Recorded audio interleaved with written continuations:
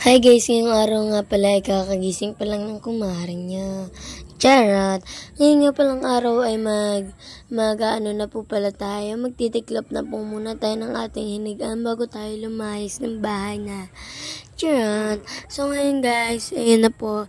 Maglilinis muna po ako ng ano natin. At bago po tayo magbili ng tinapay, ay ng biswit sa tindahan at bago magtimpla. Ngayon nga raw pala po ay pinapagpagan ko nga muna po pala dyan yung ating higaan kasi nga po sobrang dumi talaga yan kasi po yung simento namin is nabagsak pag nakukudkod.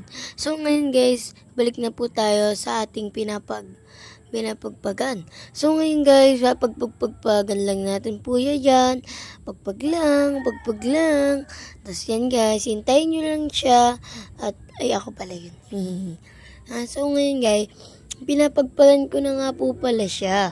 Ay, yung higaan yung higaan.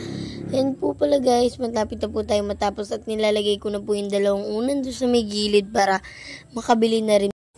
So ngayon guys, ayun na po, kinuha ko na po yung ating cellphone. Ay hindi, mali, baka kinuha ko na yung ating puso. Charot, napugot na naman si Marco.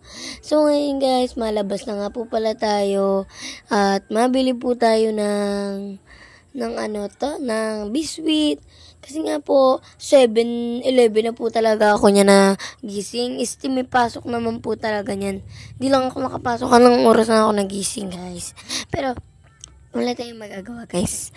Okay lang naman yan. Diyan pa uli-uli ako at nahiya nga ako nga ni.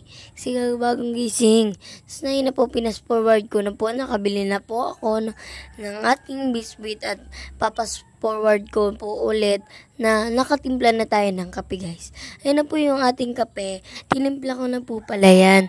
At magkakape na po pala tayo. So ngayon kitang-kita nyo naman yung kagandahan ng marka. Charis! Bawal yarn. Ayun na po guys, magkakape na po tayo at ang sukli nga po pala sa may pera ko ay 'di ba po, 8 yung natin. Basta wag na natin sabihin. 8 yung biscuit. Bye-bye guys. Yun na lang po pala.